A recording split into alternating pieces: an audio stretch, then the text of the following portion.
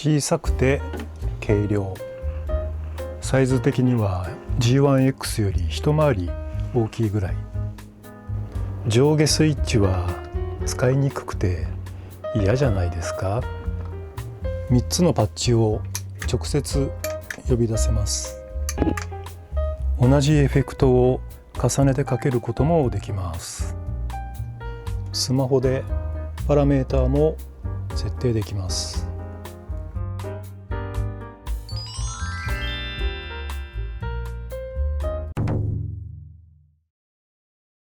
ムーアの GE100 Pro を買ってみました。でこれの最大の特徴は1つのバンクで3つのパッチを直接フットスイッチで呼び出せることですね。昔のマルチはみんなこういう仕組みだったんですけど、最近のマルチは送りスイッチが2つ上下に送って、あとはコントロールスイッチっていう仕様が多いんですけど、これは昔ながらの、直接呼び出す方式になっています。で小さくてすごく軽いです。ズームの G1X、 これはもう上下の呼び出ししかできないんですよね。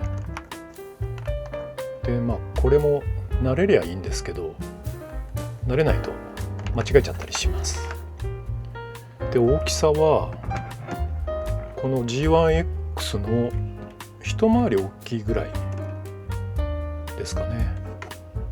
こうすればいいかな。こんな感じ。重さは G1X に電池を入れたぐらいの重さって言ったらいいのかな。電池を入れるとほぼ同じぐらい。G1X4 が 610g 電池抜きで、こっちは 760g です。で僕が使っている Zoom の G6、G6、これはね重さが 1.94kg とでかくて、やっぱめちゃめちゃ重いですよね。持ち運びするとだんだんこう重さが体に効いてくるみたいなところがあります。でこれはもうこのサイズなんで、入れようと思えばギターのケースのポケットに入れようと思えば入るサイズですね。でこれはまだ日本では未発売で、通常のルートでは売ってないです。メルカリで買いました。新品を普通というかアリエクで売ってます。ただアリエクを使うのはなんか気が引けるので、僕はメルカリで買いました。アリエクを使うのに抵抗がない人は新品で買えると思います。18,000から19,000ぐらいですかね。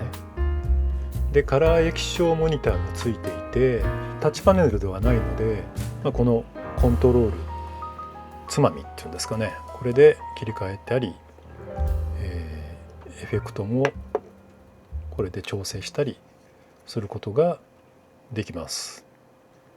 それでもう一つ特徴があって、同じエフェクトの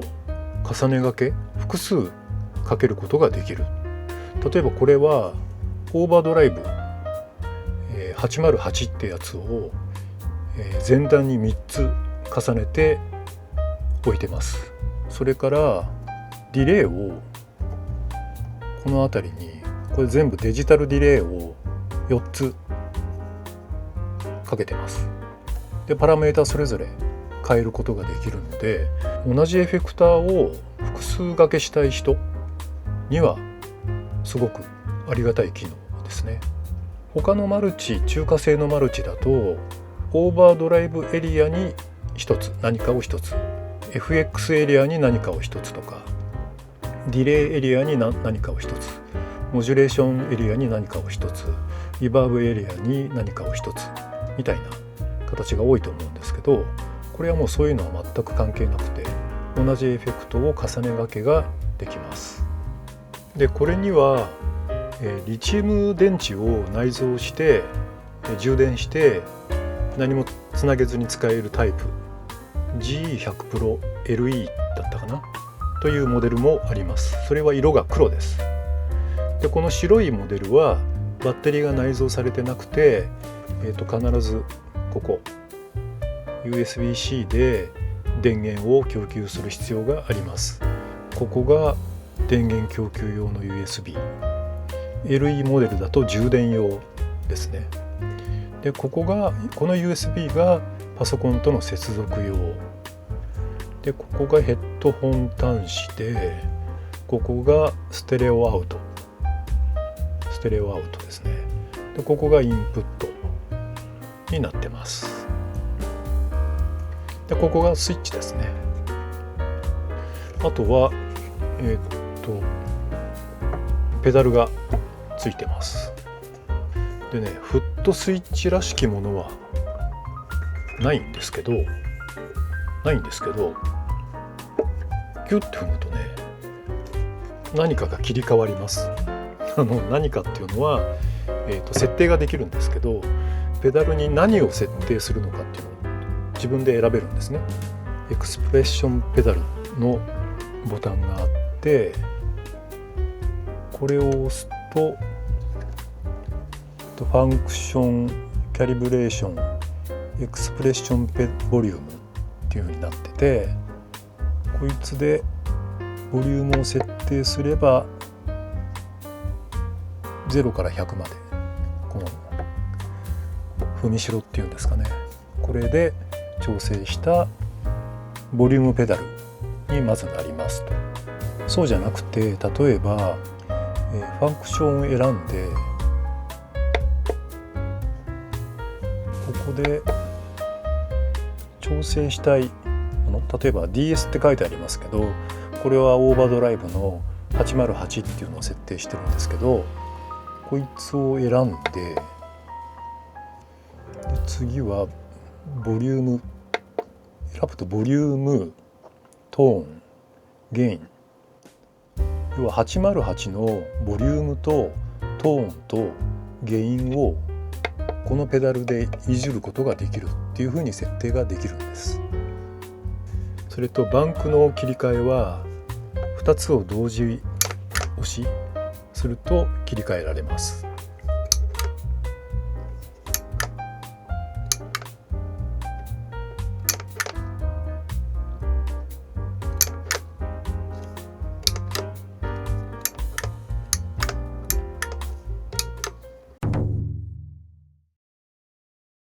僕にとっていい点を話してきましたけど、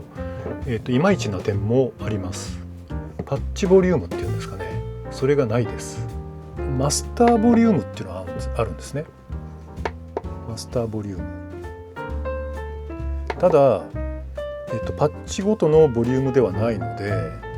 パッチを切り替えてもマスターボリュームは70のまま、パッチを切り替えても70のまま、ここで本当のマスターですね。これはついてるんですけど、パッチごとに、音量差を設定したりすることができないので、アン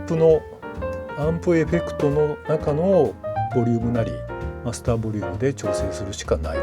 パッチボリュームを調整するのに手間がかかると言えばいいんですかね。そこがいまいちです。PC でエディットソフトをダウンロードして使うことができるんですけど、PC にそのソフトをダウンロードしようとするとマルウェアじゃないかみたいなメッセージが出ます。なのでそれがちょっと不安です。 Windows も Mac もできるんですけど、僕は Windows はちょっと怖いのでダウンロードせずに Mac にダウンロードして使ってます。 Mac の使用頻度が低いので割り切って Mac で、今のところ大丈夫ですね。あとはリチウムイオン電池が内蔵されてないモデルなので、取り回しがちょっと面倒くさい。必ず電源を供給しなきゃいけないので、それがちょっと面倒くさいですね。これがなければもっと自由に取り回しできるので、便利だと思います。スマホのアプリがあって、Bluetooth で本体と接続することができます。設定がスマホでできるんですね。だから、これでやるとかなり楽に設定ができます。例えばオーバードライブだったらボリューム、トーン、ゲインをここで調節して、もうそれがそのままここに本体に反映されます。本体は足元に置いといて、調整は設定は手元でスマホでやるということが可能になります。 AI モードっていうのが入ってて、英語でないとダメなんですけど、プロンプトを書いて、例えばこんな音を作りたい、例えばそうだな、ブライアン・メイのソロのトーンみたいなことを英語で書くと、AI がそれをじゃあディストーションとディレイとなんちゃらとで組み合わせたものを作ってくれて、ここに反映させることができます。でここに英文でブライアンの音が作りたいみたいな、例えばクイーンのボヘミアン・ラプソディのギターソロの音みたいなことを書くと、それらしい音を AI が見繕って設定してくれると。今やりません。やってみたんですけど、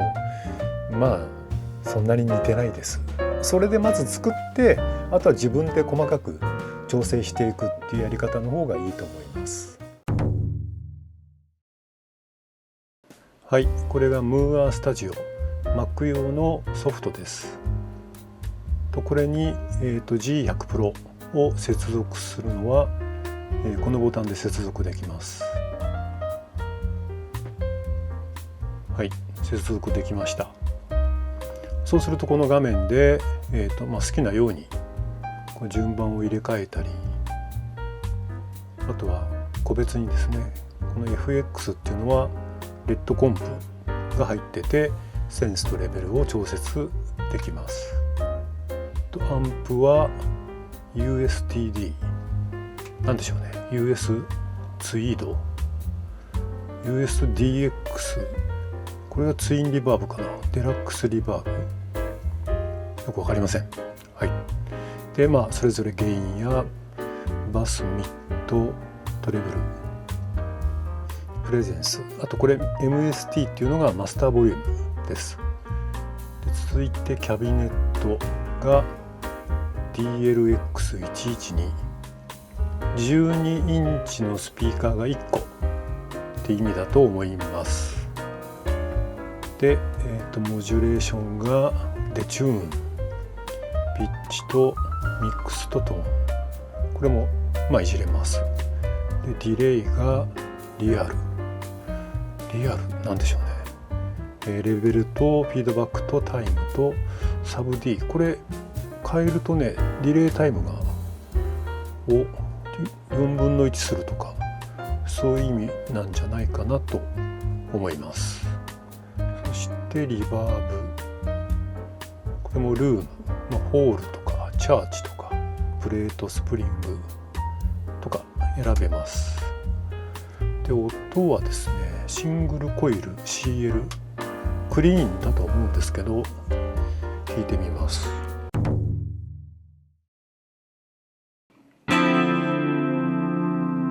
出てるかな。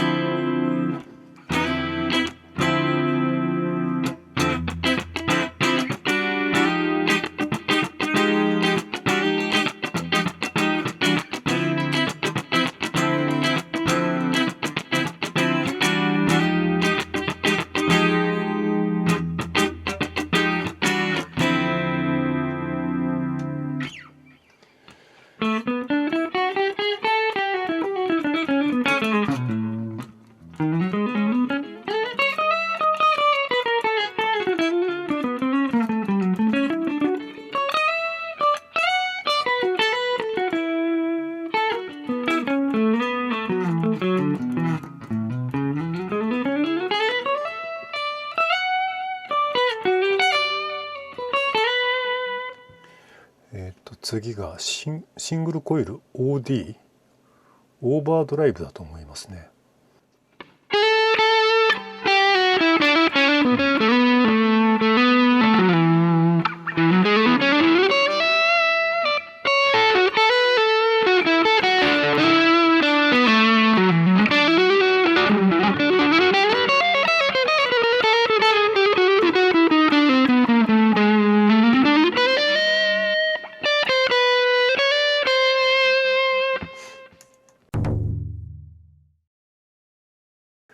これキャビネットをですねオフにすると、今 LINE でつないでるんですけど、どうなるかというと、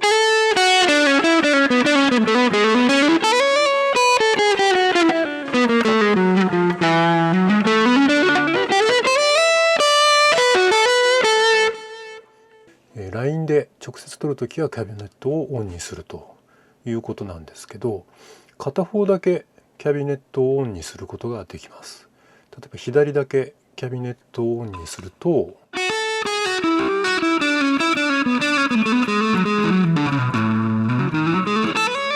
レフトは PA に LINE で直接入れて、ライトはアンプにつなぐっていう使い方ができるそうです。で、両方キャビネットにすると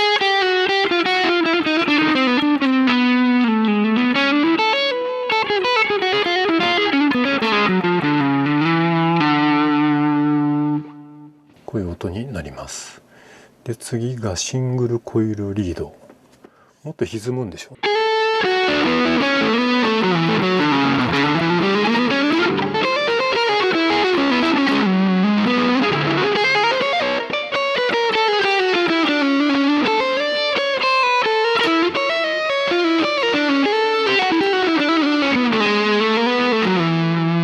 ドリームスケープクリーン。これがね、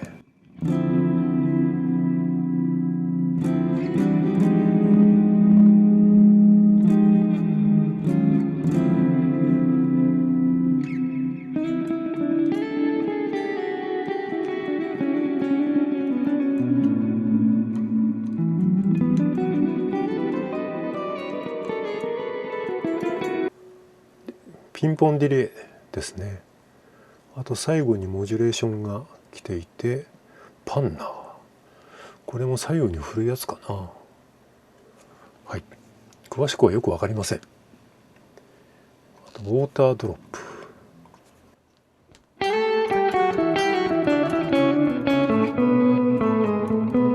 クターバーみたいな音になってますね。やっぱオクターブですね。あとはモジュレーションで、これもパンナー。パンで振るようなエフェクトですかね。とディレイ、リバースディレイが入ってんだ。はい。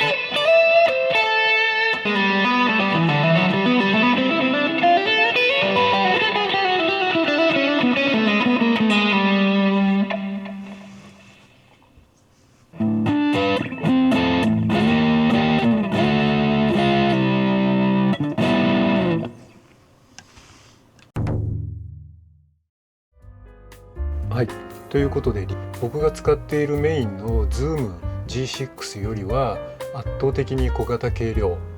Zoom G1X に近いサイズ、それからフットスイッチでパッチメモリが3種類一発切り替えができる、それから、もちろんバンク切り替えもできる、同一エフェクトの重ね掛けができる、電源はモバイルバッテリーが使える、スマホアプリで設定ができる、同じくスマホアプリで、AI 機能がついている、それから、私はあんまり詳しくないんですけど IR や NAM ファイルの読み込みも可能です。で、いまいちな点はパッチごとのマスターボリュームがない。この中のエフェクトのアンプのエフェクトで音量調節をせざるを得ない。それから日本語説明書がない。 AI のパッチ作成機能は、そんなに万能じゃないです。それから PC エディットソフトをダウンロードしてインストールするときにマルウェアの表示が出てアラームメッセージが出ます。ちょっと不安です。それから日本では未発売なんで買えません。基本的に買えないんだけどアリエクなら買えますと。アリエクが怖くない人は普通に買えばいいと思います。それからリチウム電池内蔵じゃないので USB ですけどつなげなきゃいけないので、取り回しがその分いまいちという感じです。ということで、G100 Pro、とりあえず買ってみました。これからスタジオとかに持ってって実際どうなのかっていうのは試してみたいと思います。ということで、ムーアの G100 Pro でした。